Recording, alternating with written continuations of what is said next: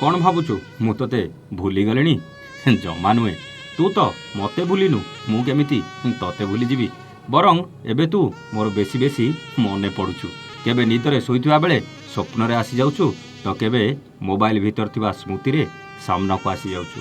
ମୁଁ ତୋତେ ଭୁଲିବାକୁ ଚାହୁଁନି, କିନ୍ତୁ ମନେ ପକେଇ କଷ୍ଟ ପାଇବାକୁ ବି ଜମା ଇଚ୍ଛା ନାହିଁ। କିନ୍ତୁ କ'ଣ କରିବି, ତୁ ତ ଜାଣିଶୁଣି ମୋ ମନ ଭିତରକୁ ପଶି ଯାଉଛୁ ନା, ଆଉ କହୁଛୁ କ'ଣ ମୋତେ ଭୁଲିଗଲଣି କି? ତୋର ଏ ପ୍ରଶ୍ନର ଉତ୍ତର ଦେବାକୁ ଯାଇ ମୋର ହୃଦୟ କ'ଣ କହୁଛି ଜାଣିଛୁ? ଏ ଗୁଲୁ, ଏ ଜୀବନ ହୁଏତ ଚାଲି ଯାଇପାରେ, ହେଲେ ତୋତେ ଭୁଲିବା କେବେ ସମ୍ଭବ ନୁହେଁ। ନହେଲେ ତୁ ଯେବେ ମୋତେ ବ୍ଲକ୍ କରି ଇଗ୍ନୋର କରିବାର ନାଟକ କଲୁ, ମୁଁ କ'ଣ ସେତେବେଳେ ରାଗି ଯାଇ ତୋତେ ଭୁଲି ପାରିନଥାନ୍ତି? ତୁ ଭଲ ଭାବରେ ଜାଣିଛୁ ମୁଁ ତୋତେ ଭୁଲି ପାରିବିନି, ସେଥିପାଇଁ ତ ତୁ ଜାଣି ଜାଣି କଷ୍ଟ ଦେଉଛୁ।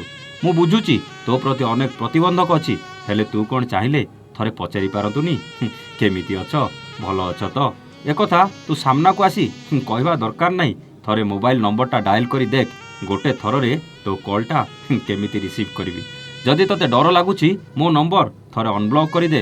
ମୁଁ ମୋ ଆଡ଼ୁ କଲ୍ କରି ତୋତେ ପଚାରିବି, ଗୁଲୁ କେମିତି ଅଛୁ? ଅନେକ ରାତି ପର୍ଯ୍ୟନ୍ତ ଏକା ଏକା ବସେ, ତୋ କଥା ଭାବି ଚାଲେ।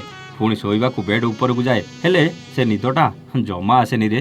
ପୁଣି ଖାଲି କଡ଼କୁ ଏକଡ଼ ସେକଡ଼ କରି ପୁରୁଣା ଦିନ ସବୁ ମନେ ପକାଏ। କେତେ ଭଲ ଥିଲା ନା ସେଦିନ। ପୁଣି ଥରେ ଅତୀତଟା ଫେରି ଆସନ୍ତାନି, ହେଲେ ବିତି ଯାଇଥିବା ଅତୀତ ମୋ କଥା ଶୁଣି ହସେ ଆଉ କହେ, ମୁଁ ପା ଅତୀତ, ଥରେ ବିତିଗଲେ ଅନେକ ଦୂରକୁ ଚାଲିଯାଏ, ଆଉ କେବେ ଫେରିପାରେ ନା। ହଁ, ଖାଲି ସ୍ମୃତି ହେଇ ରହିଯାଏ, ଆଉ ଅନେକ ଯନ୍ତ୍ରଣା ବି ଦିଏ। ତୁ ବର୍ତ୍ତମାନକୁ ନେଇ କ'ଣ କରିପାରିବୁ ଦେଖ, ମୁଁ ଆଉ ଫେରିବା ସମ୍ଭବ ନୁହେଁ। ଦିନ ପରେ ରାତି ହେଉଥିଲା, ଆଉ ସେ ମୋ ମନରୁ ଦୂରେଇ ଯିବା ବଦଳରେ ବେଶୀ ବେଶୀ ମନେ ପଡ଼ୁଥିଲା। ବର୍ଷ ପରେ ବର୍ଷ ବିତି ଚାଲିଥିଲା, ସେ କିନ୍ତୁ ମୋ ହୃଦୟ ଭିତରୁ ବାହାରି ପାରୁନଥିଲା। ଆଜି ବି ତା ଅପେକ୍ଷାରେ ଥିଲି, ହେଲେ ସେ ଥରେ ବି ମୋତେ ଯୋଗାଯୋଗ କରିବାକୁ ସାହସ କରିପାରୁନଥିଲା। ମନେ ମନେ ଭାବୁଥିଲି, କେବେ ଯଦି ଅଜାଣତରେ କୋଉଠି ଦେଖା ହେଇଯାଏ, ସେ କ'ଣ ମୋ ସହ କଥା ହେବ ନା ମୋତେ ଇଗ୍ନୋର କରି ଚାଲିଯିବ। ମୁଁ ଜାଣିଛି ସେ ଜାଣିକି ମୋତେ କଷ୍ଟ ଦେଉନଥିଲା, ହେଲେ ବି ତା ପାଇଁ ସାରା ଜୀବନ କଷ୍ଟ ପାଇବାକୁ ଭଲ ଲାଗୁଥିଲା। ଅନେକ ଥର ଭାବୁଥିଲି ମୋର କିଛି ଗୋଟେ ହେଇଯାଆନ୍ତାନି, କାଳେ ସେତେବେଳେ ମୋତେ ଶେଷ ଥର ପାଇଁ ଦେଖିବାକୁ ତ ଆସିପାରେ। କିନ୍ତୁ ଉପରବାଲା ଜାଣିଶୁଣି କଷ୍ଟ ତ ଦେଉଥିଲା, ହେଲେ ତାକୁ ମୋ ସାମ୍ନାକୁ ହାଣିବାକୁ ତ ଦୂରର କଥା, ମୋତେ ଯୋଗାଯୋଗ ବି କରିବାକୁ ଜମା ଦେଉନଥିଲା। ଭୁଲ ତାର ନଥିଲା କି ଭୁଲ ମୋର ବି ନଥିଲା।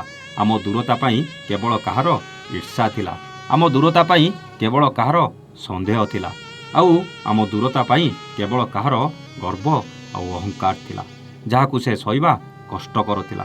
ସେଥିପାଇଁ ତ ନିଜେ ଯନ୍ତ୍ରଣା ପାଇଲା ଆଉ ମୋତେ ଯନ୍ତ୍ରଣା ଦେଇ ଚାଲିଲା, ହେଲେ ସବୁଦିନ ପାଇଁ ଦୂରେଇ ଗଲା।